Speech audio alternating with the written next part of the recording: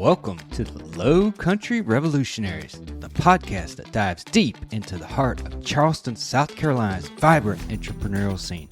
I'm your host, Bill Bellott, founder of Veritas Exoscience, and each week we're spotlighting the boldest innovators from the Chucktown startup community. These are the visionaries pouring their heart and soul into the businesses that are transferring Charleston into a global hub of creativity and American ingenuity. Get ready for raw, real conversations with the trailblazers shaping our city's future. Let's dive in. Well, I'd like to welcome Geoff Weber, who's a combat veteran, entrepreneur, and a founder of Heirloom, a Charleston-based tech company helping Americans preserve and protect their most meaningful memories. Geoff joined the U.S. intelligence community directly after the 9/11 attacks and spent over 20 years serving the nation. He deployed to every major hotspot, served overseas as a U.S. attaché in Russia with his family, and concluded his career working with the Director of National Intelligence, where he had an epiphany that would become Heirloom. Welcome, Geoff. I want to hear your story. What was your epiphany?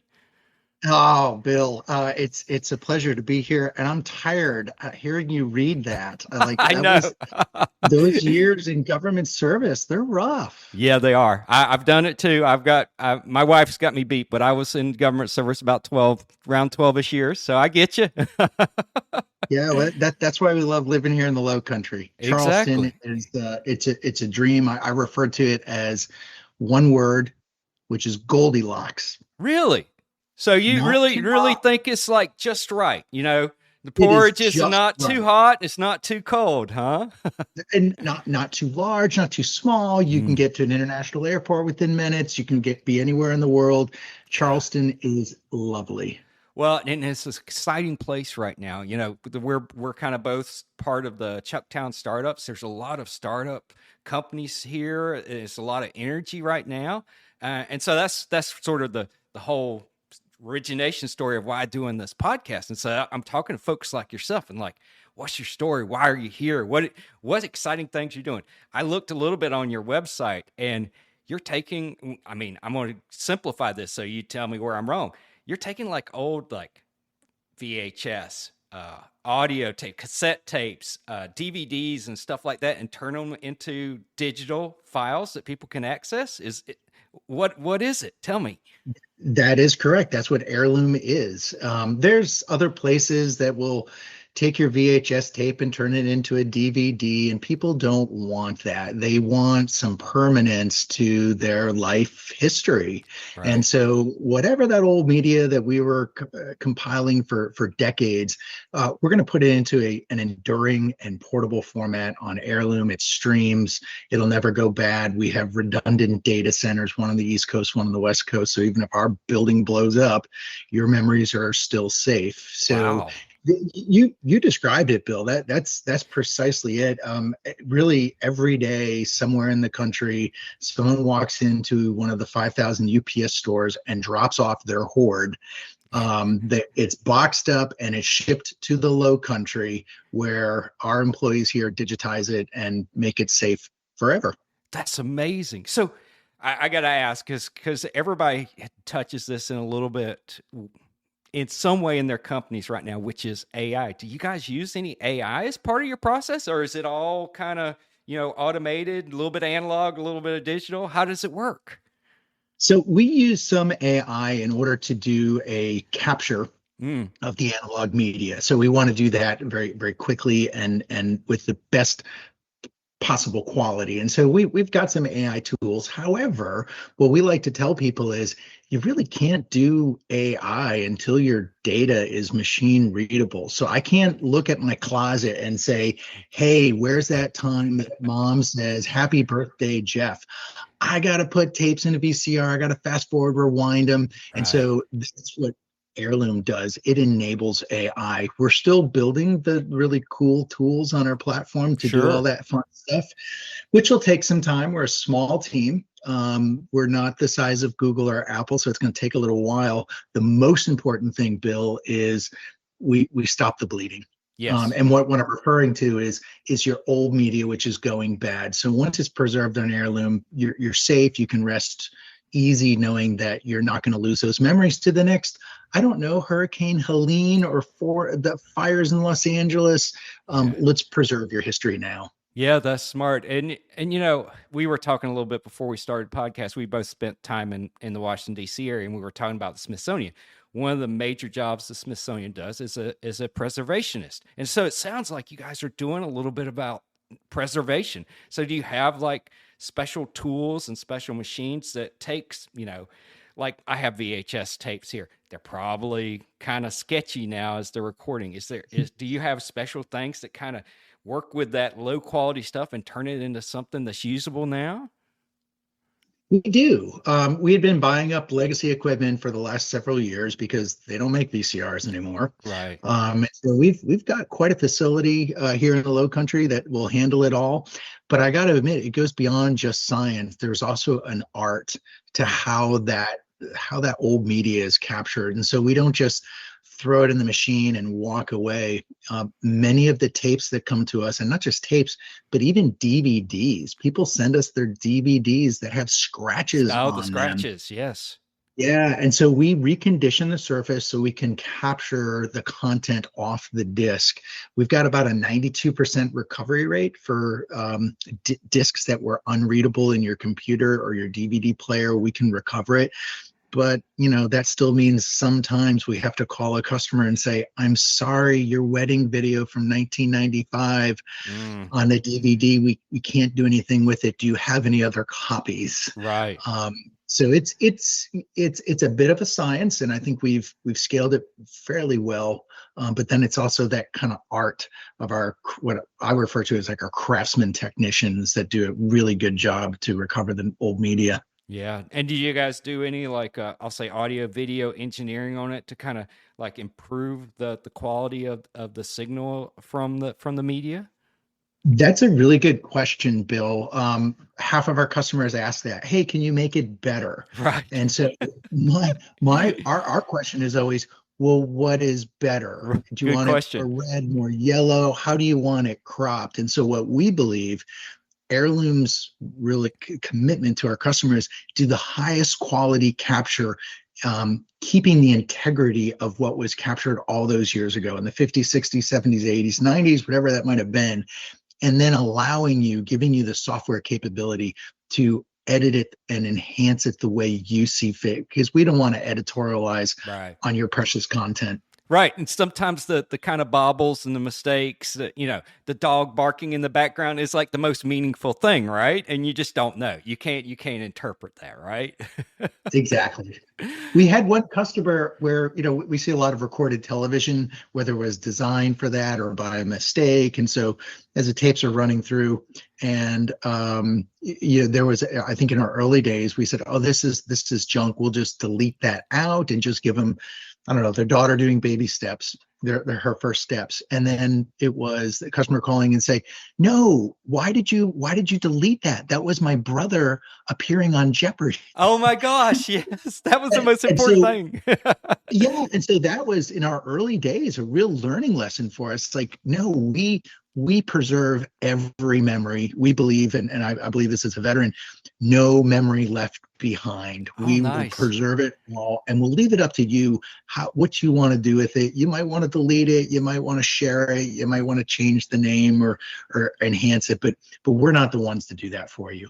That's amazing. So it sounds like everything's going up into a cloud-based infrastructure, which means the person who sent you the tapes have access to it. But does that person also have the ability to share it with others too? Is it easier to share the information? They do. And Bill, this goes back to my epiphany. I never got to answer your question when I was working for the director and many years ago. And he's like, hey, you're on the team to take this top secret information from the CIA and put it on Amazon. And I'm like, whoa, sir, I swore an oath to defend classified material. I think this is a bad idea. He's like, I work for the president, you work for me, you better go fix yourself. And what I realized was it is incredibly safe. And so we're riding on a very enduring and encrypted infrastructure. So we're gonna keep your memories just really safe, and that means how you share it. And so if you want to keep that memory private, you're the only one that can see it. Indeed, our technicians, if you had a VHS tape or a film reel, they had to see part of what you had to set it up and to capture it. But once it's put on your cloud, we don't have any access to it. We don't see what you're adding to your cloud. It's completely private. We don't monetize your content. It is a private, but it's also a social network. So you can share that with one or more people with high fidelity permissions. If you say, I'm going to share this with someone as, I don't know, let's say my adult daughter. And so I'm going to share with her. Well, let me start with this. When I digitized my life, the first thing I did was I put it all in one folder and I shared it with my wife and I made her an editor. As an editor, she could delete things. Oh, I forgot about that printed photo, make it go away. She changed the names. And then after she edited everything, I then shared a lot of content with our adult daughter as a contributor. She couldn't delete things. She couldn't rename files, but she was able to comment on the memory and keep like a record of what the of what the comments were. Yeah. And then she could reshare it with others. Like, Dad, you forgot to share this with Uncle Greg. And so she would share it. And so we get a little bit of a network effect on Heirloom.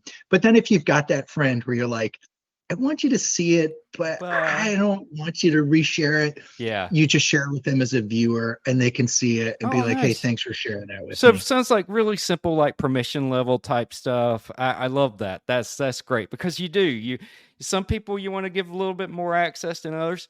I'm going to ask a techie question here. So are you guys like utilizing like anything like blockchain or anything to kind of track all the changes that happen to when people edit it, or is it that's a little bit way beyond where we are right now? Yeah. So we've got a lot of privacy constraints built on our platform, so we're not tracking other than are you at maximum capacity for your account? Yeah, right. Okay. Yeah, but we do like to know, have you shared with many people? We see that some users, oh my goodness, this person shared with, I don't know, 50 people. Yeah. And everyone you share with becomes a new Heirloom member. And so the way we structure Heirloom is you pay to basically just a cloud subscription in order to preserve the memories that you own, but you can share them with an unlimited number of people and they don't have to pay anything to receive the memory. Yeah. Yeah. That's smart. We're flipping the script on the way cloud storage works. Yeah, that's great. That's part of the Charleston spirit. So I have to ask, and you sort of answered this before, but I'm going to ask you again. Why Charleston? What is it about Charleston that sort of works for you, that brought you here? Is it family? Is it community? Is the culture? What parts of it kind of make you have a company here? That's a great question, Bill. So I was living in DC. I could have started from there. It's a good area, particularly if you're working in big data. I had a partner on our team. He was in San Francisco working at Facebook. We say, hey, we can go there and be one of many, many, many startups. We were looking at Boston, Austin, Texas, some other communities, and realized we can really be anywhere. Right. And so it just came down to where can we find a pro-business state? South Carolina is certainly open for business. And the folks here in Charleston County were like, come on down, we'll help you out. And I was just hooked on the Southern charm. Yes. Of course, my wife was like, oh wait, Charleston, I'll move somewhere one more time in my life, because I think you said that you moved a lot in federal government. So do we. And my wife was tired of it and said, I'll move one more time, so you better make it good. Make a good one. So I think we got it now, Bill. Yeah. I mean, especially if you guys lived in DC, you lived in Russia. I mean, typically much more colder climates, we don't get snow down here except on the rare occasion like we did a year or so ago. But, that's once every 10 years and it's gone in a day. And definitely like, the food culture, the community culture down here, it's like, a lot of people describe it's very addictive. It's like, you can't find anything like this. And, for companies like yourself, it's very exciting right now. I talk to a lot of companies doing this podcast, and everybody's like charged up and everybody's trying to help each other. So this is really exciting. So Do you do mainly your Heirloom? Does it do mainly stuff with individuals, or do you also do stuff for businesses? I don't know if there's even a market there for that. There is a market there for that. We've digitized for several television stations in America Oh wow. who had their archives on old tapes. We recently signed a deal with the Charleston Battery, Yeah. and we've digitized countless hours of, let's say, 30 years of soccer history for Yeah. the team. We will soon be the streaming service for the Charleston Battery. So any fan could say, I want my free Heirloom account, and I want everything in the Wow. soccer archives in my account. And Wow. so we have done some industry. We've also done some work for government agencies, Yeah. federal, state, county, and municipalities. Right. Right. Right. I mean, where I worked before, one of the things that they did there was help, public safety type organizations with getting access to certain software and things like that that doesn't even exist anymore. And so, yeah, that's great. So, it sounds like you've been doing a lot of great things. You've got a lot of experience. What would you advise new startups? They're just getting going around here in the Charleston area. Exactly that. Get going. No, really, don't wait for the perfect, because it's the enemy of good. Yeah. Develop something, build something, get it in front of people, have them give you feedback. They should tell you why it won't work, which is one of my favorite business books. Yeah. It's the history of Netflix, and the title of the book is "This Will Never Work," which is That's what great. they heard so many times. Right. And so, yeah, you're going to have some people say, hey, no one wants this. Keep going, keep talking to some other people. Maybe they're right. Maybe you're in the right market, but you got to pivot to a slightly different industry.